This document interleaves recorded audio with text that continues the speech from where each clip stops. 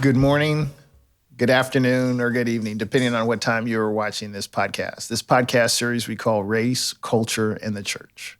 Race, Culture, and the Church. Again, for those that have just happened on this episode, I invite you to go all the way back to 30 plus episodes that began 1 week after the murder of George Floyd.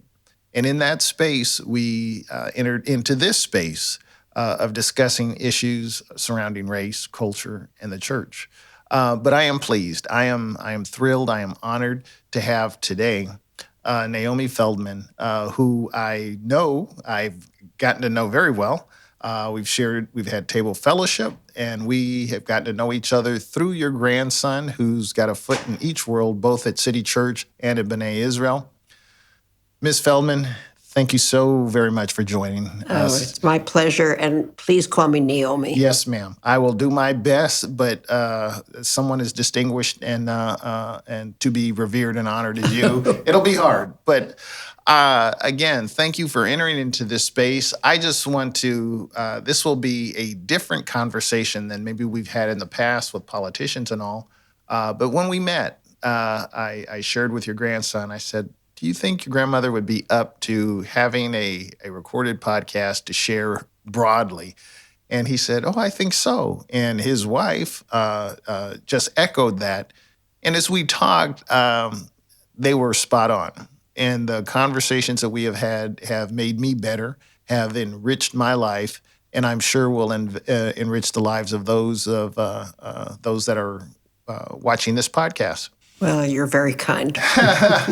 But tell me something about Naomi Feldman. If I said, okay, Naomi, give me a 25-word, I won't even question that. Give me your elevator pitch of your life, if there's such a thing. How would you, looking over the arc of your time on Earth, who's Naomi Feldman? Well, it's been a long voyage. It's a voyage. So we're on a boat. It's a voyage. So my life began in New York City, which is where I was born. And I'm about to be 91, so that's no secret. So I am a child of the Depression. My dad was a dentist. My mom was home. I have a younger brother, 5 years younger than I am. I lived in New York City until 1953. I went to a small liberal arts college about 90 miles north of the city.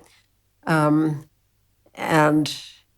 I married a Chicagoan, so I moved to Chicago. My first husband was in law school at the University of Chicago. So I got a job on campus. I had just graduated from college with a degree in political science.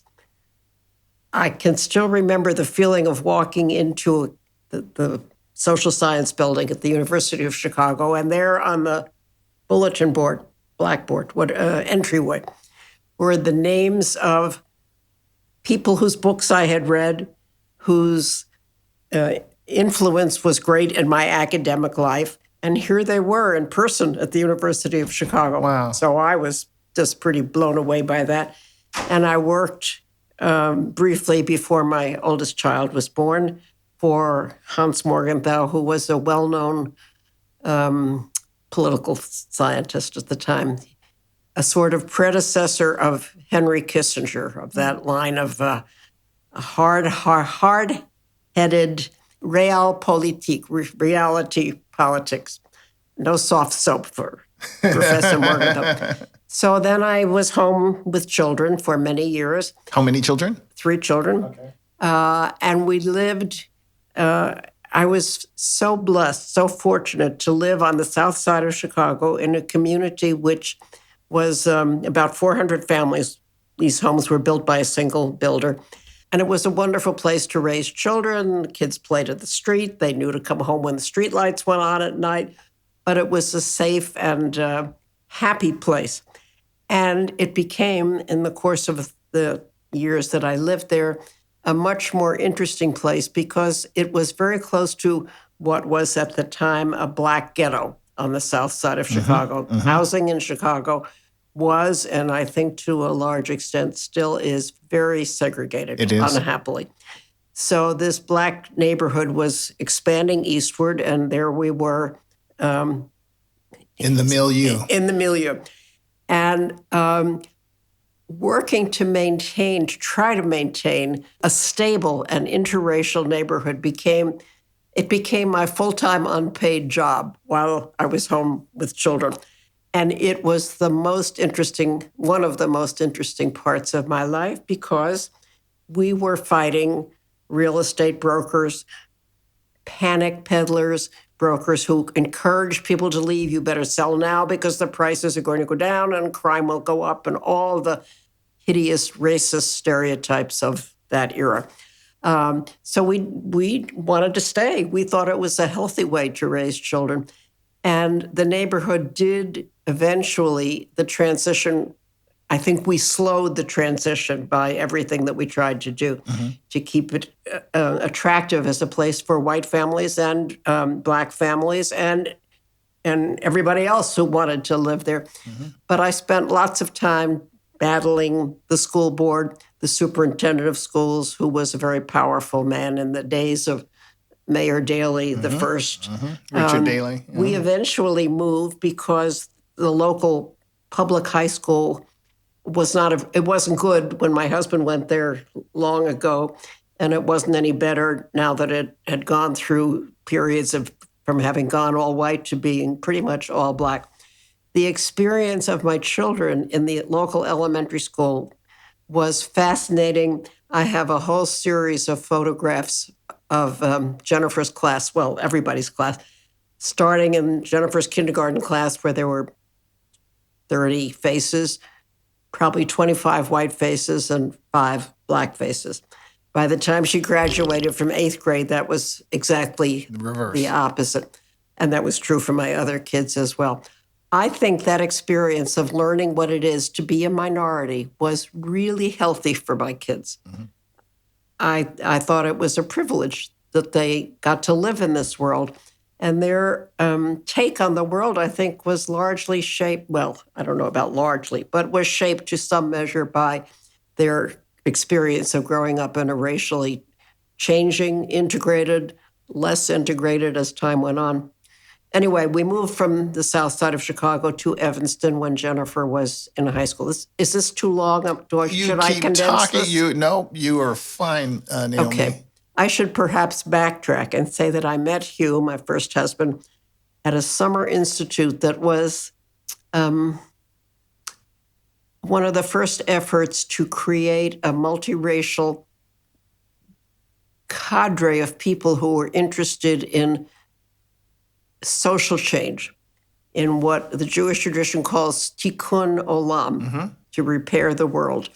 And so we had workshops on how to create change, how to deal with racist talk, if you heard it, how to deal with problem situations, how to diffuse them, how to organize a group into a group that was pushing for some meaningful progress in the world of interracial But relations. what year is this? 1950. Wow. So there were 100... Before the School Board of Education? Oh, yeah. Yeah, that was 1954. South side of Chicago. Yes. No, this was an institute. This was it was kids from all over the country. It was held in New York. I was 18. I met my husband there, but we were college kids. We didn't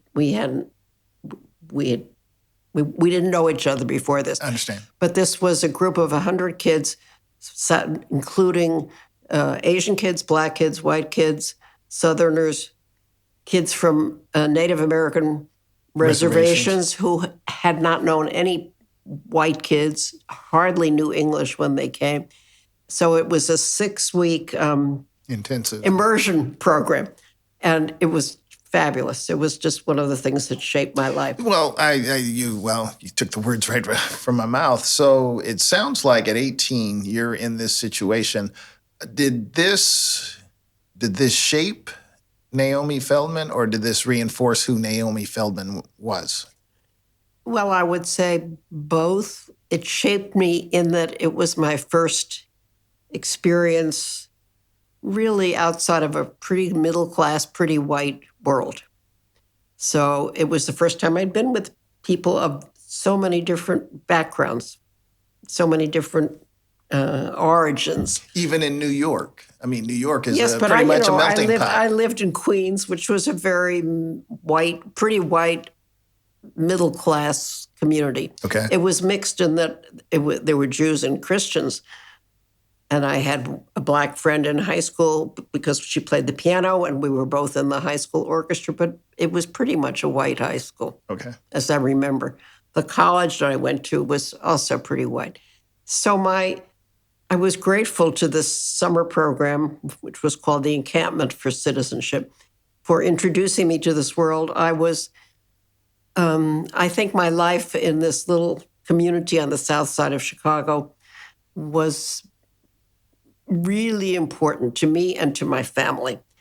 And moving to Evanston meant that we were no longer on the south side of Chicago, but we lived in a very multiracial, multi-ethnic world. Evanston is a suburban area just north of Chicago, but it's very urban. Mm-hmm. And of the 70,000 people who live there, about a third of them, I think, are African American.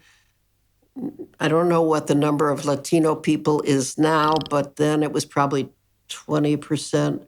And they're Asian community and a white community. And there's one high school for the entire place. So there were kids who needed food stamps to get lunch, and there were kids whose parents were millionaires many times over, because it's a very diverse place, Evanston.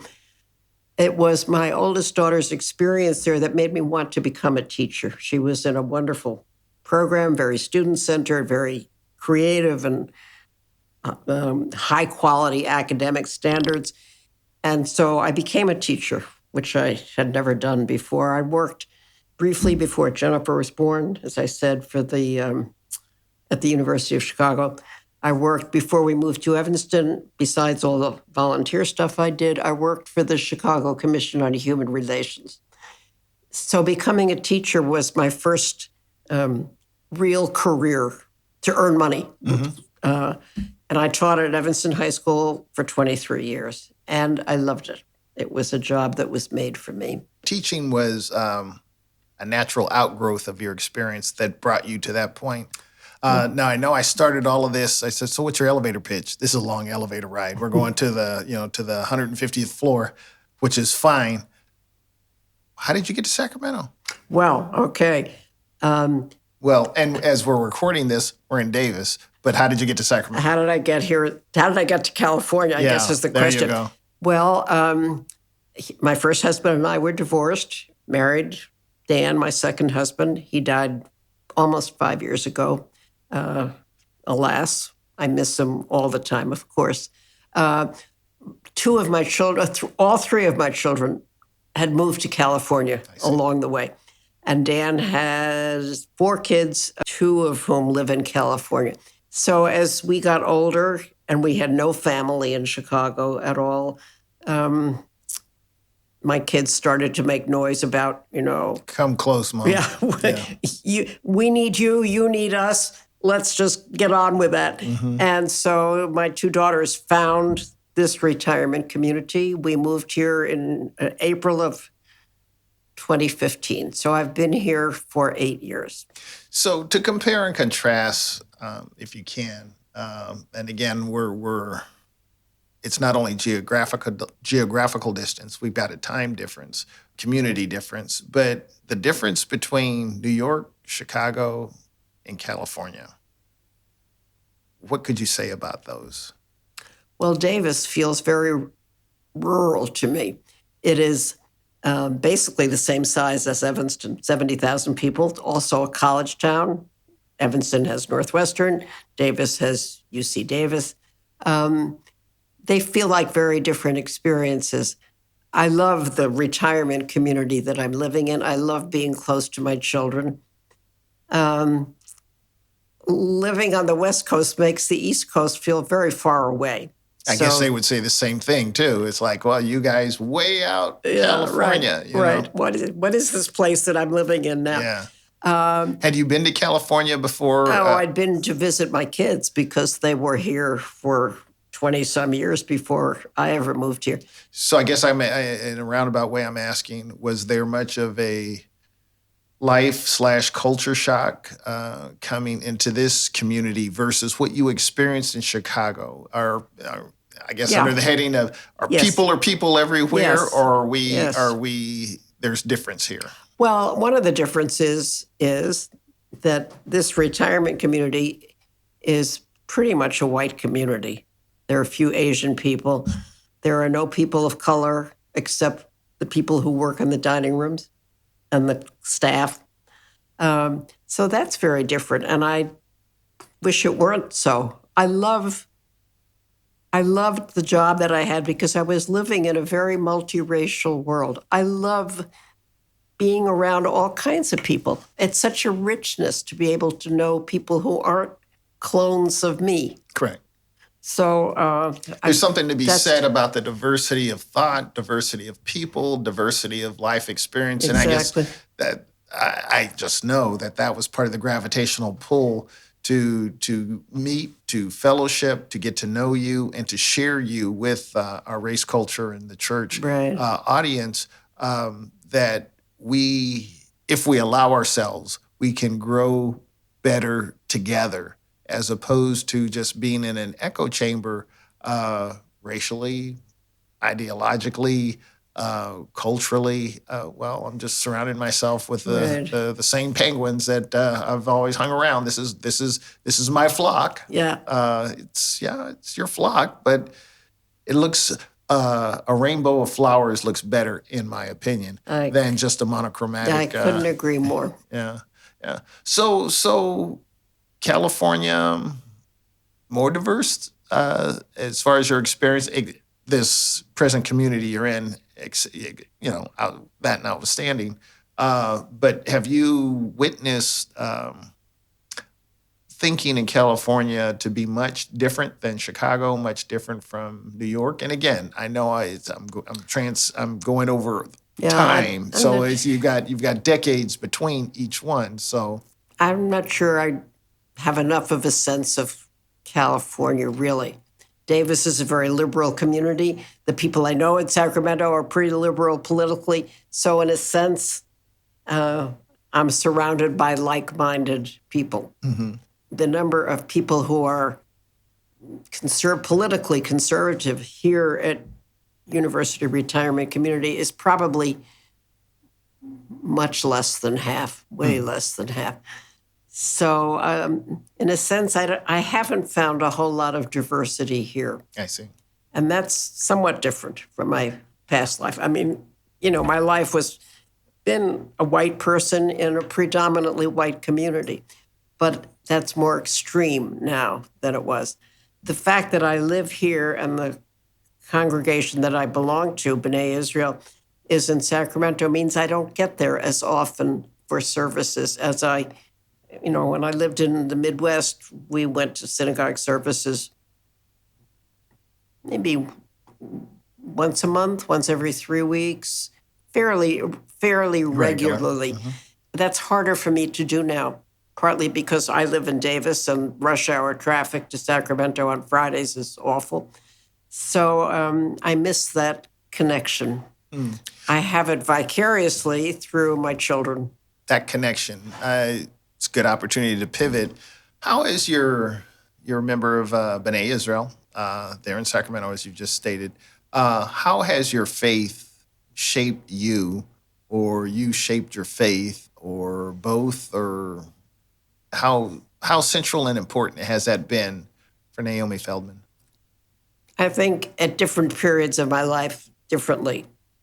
My parents were kind of left-wing, agnostic, if not atheist people in so many ways. They rebelled against their own Orthodox upbringing. My mother particularly, because she had to walk her brothers to Hebrew school. She could not go to Hebrew school. Because girls didn't do that. She had a friend when I was growing up who had lived in what was then Palestine, pre-Israel, and was a fluent Hebrew speaker. Because my mother felt this lack of Jewish education so keenly, she made sure that I learned Hebrew from her friend Lillian Carfunkel was her name. So another girl and I went to Lillian's house once a week, and we learned to read and write Hebrew and speak very, hello, how are you? Thank you, good morning, good night. Not much in the way of spoken Hebrew.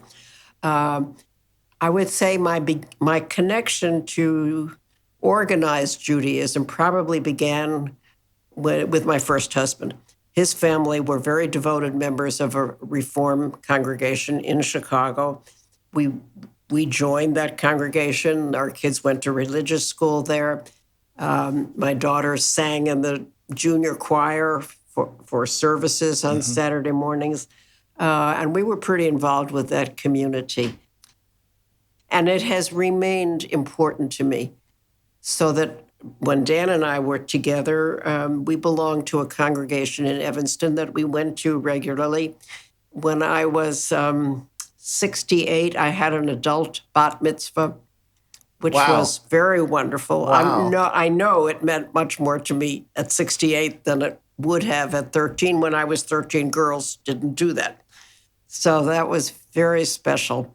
I think my sense of my commitment to social justice is very much based on the Jewish notion of the need to repair the world. Being Jewish and being a social activist seem to fit together in ways that are important. I love being Jewish. I love the traditions of Judaism. I love knowing that when I light candles on Friday night, that I'm doing what my grandparents and my great-grandparents and their grandparents have continued. And now my children and my grandchildren and my great-grandchildren are part of that unbroken chain. Mm-hmm. You mentioned that unbroken chain, but the picture, beautiful picture that you painted, gives me. It's almost like one of those. What do you call it? A Hallmark card kind of situation where it's you've got the crackling fire, you've got the family, you've got everything. I hope I'm not so corny as all that. No, not just the opposite. I know, in our busyness, in this 21st century thing that we call life, a lot of people are living, but they're not really thriving. And it sounds like what you just described is central to a thriving life, the continuity of family. Well, it is, it has been, and it is. However, given that I'm now quite an old person, very old person, what I do in terms of trying to make the world a better place is small and constrained. But it gives me such pleasure to watch my children and my grandchildren carrying on in that same tradition. Similarly, I've said, long after I'm gone, the folks that I've been able to pour into and to share story and emphasize different points of importance and say, well, this in my tenure, I found that these things are really important. And you might just want to consider that and maybe not spend a whole lot of time on A, but more on B. Maybe you'll do it, maybe you won't. But in those situations where you have community, family, relationship, you're able to communicate those things. And just one thing before I forget, I would push back a little bit when you said, well, as I'm getting older, and so my world is smaller, and my ability to influence is lessened. I say, maybe you won't be on you're on our podcast, but you have the opportunity to continue to be an oracle for all those things that we're called to be and do. And that's why when we just interacted, just briefly at the Color of Music Festival, I just knew it's like, no, I needed to speak with this lady. She has a story to tell, and it needs to be shared broadly. And I want to extract a concession that at some point in the future we'll do this again. But your ability to impact me, to impact others, the folks that prepare your lunch, is incredible. That never ends. We're gonna interact with someone pretty much every day, unless we're hermits. And what we do with that time and opportunity says a lot about us. So, one of the things that we were sharing before we started broadcasting or recording this podcast is that you're a world traveler, and you have, did you say 3 bucket list items that you want to? Well, three items on my bucket list. So you want to go down the Nile, river cruise on the Nile. Well, yeah, I would love to sail up the Nile, I think. Up the Nile, to okay. its source. I would love to do the inland waterway in Alaska. Okay. What was my third one? A French barge trip. Oh, that's right. That's right. Right. So they all involve water, which is interesting. That is interesting. That's one of the big differences in my life. This is the first time I live someplace without a big body of water close by. There's a yellow causeway. It's out there. If you look carefully. Right.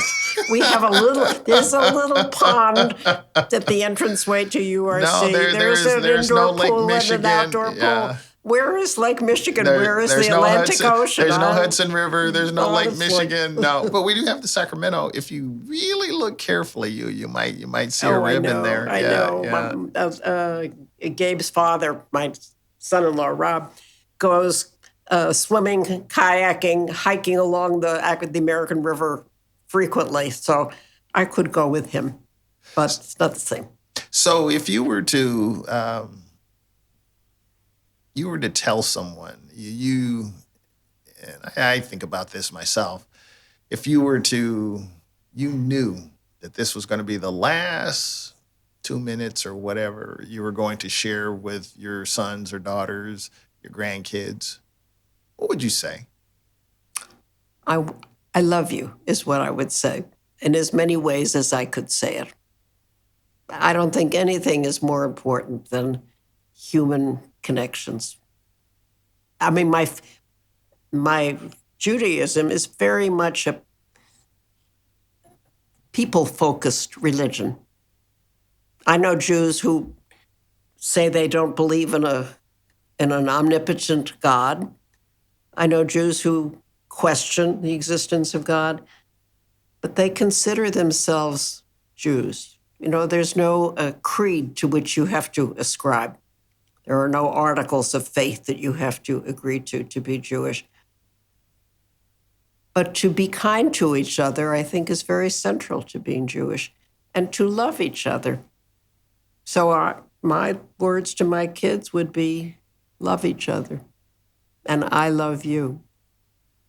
Well, on that note, Naomi Feldman, from the bottom of my heart, I do love you, and I do appreciate you for being in this space, and I look forward to the time and opportunity to do another recording. Thank you so much. This has been a privilege for me as well.